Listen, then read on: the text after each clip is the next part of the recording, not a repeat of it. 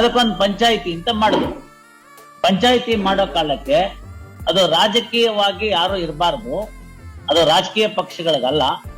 ಆ ಗ್ರಾಮದಲ್ಲಿರೋರೇ ಒಬ್ಬರನ್ನ ಲೀಡರ್ ಅಂತ ಆಯ್ಕೆ ಮಾಡ್ಬೇಕು, ಅವ್ರು ಅದನ್ನ ಮಾಡ್ಬೇಕು. ಆ ನಂತರ ಆ ಗ್ರಾಮದವರು ಅದನ್ನ ಶುಚಿತ್ವ, ನೈರ್ಮಲ್ಯ, ಶಾಲೆ ಮತ್ತೊಂದು ಮಾಡ್ಲಿ, ಇಷ್ಟಕ್ಕೆ ಇಷ್ಟು ದುಡ್ಡು ಕೊಡ್ತೀವಿ, ಅದಲ್ದಲ್ಲೇ ನಮ್ ಕಡೆಯಿಂದ ಇಷ್ಟು ದುಡ್ಡು ಕೊಡ್ತೀವಿ ಅನುದಾನ ಅಂತ. ಗೊತ್ತಾಯ್ತಲ್ಲ? ಅಂದ್ರೆ ಬೇರೆಯವರೆಲ್ಲ ಕೊಟ್ಟಿರ್ತಕ್ಕಂಥ ಟ್ಯಾಕ್ಸ್ ಇಂದನೂ ಅದಕ್ಕೆಲ್ಲ ಎಷ್ಟು ಹೋಗ್ಬೇಕು ರೂರಲ್ ಡೆವಲಪ್ಮೆಂಟ್ಗೆ ಅನ್ನೋದನ್ನು ಕೊಡ್ತೀವಿ ಅಂತ ಕೊಟ್ರು.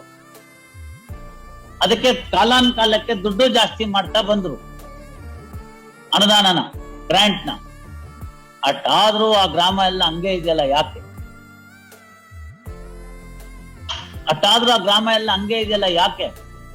ಆ ಬಿಲ್ಗಳು ನೋಡಿ, ಎಷ್ಟು ಕೆರೆ ಕಟ್ಟೆಗಳನ್ನ ಅವ್ರು ಉದ್ಧಾರ ಮಾಡಿದ್ದಾರೆ. ಆಮೇಲೆ ಆ ಹಸುಗಳಿಗೆ ನೀರು ಕುಡಿಯೋದಕ್ಕೆ ವ್ಯವಸ್ಥೆ ಮಾಡಿದ್ದಾರೆ. ಆಮೇಲೆ ಮೇವಿಗೆ ಏನೇನ್ ವ್ಯವಸ್ಥೆ ಮಾಡಿದ್ದಾರೆ. ಆಮೇಲಿಂದ ಅವರ ಕೆರೆ ನೈರ್ಮಲ್ಯ ಎಷ್ಟು ಕಾಪಾಡಿದ್ದಾರೆ. ಆಮೇಲೆ ರೈನ್ ವಾಟರ್ ಹಾರ್ವೆಸ್ಟಿಂಗ್ ಎಷ್ಟು ಕೃಷಿ ಹೊಂಡಗಳನ್ನ ತೋಡಿದ್ದಾರೆ. ಆಮೇಲೆ ಗ್ರಾಮ ಸಡಕ್ ಯೋಜನೆ ಅಂತ ಸೆಂಟ್ರಲ್ ಗವರ್ಮೆಂಟ್ ಇಂದ ಇಸ್ಕೊಂಡು, ಸ್ಟೇಟ್ ಗವರ್ಮೆಂಟ್ ಇಂದ ಇಸ್ಕೊಂಡು ಅಲ್ಲಿ ರಸ್ತೆಗಳನ್ನ ಮಾಡಿದ್ದಾರೆ. ಇವತ್ತಿಗೂ ಅಲ್ಲಿ ಯಾರು ಓಡಾಡ್ಬೋದಾ?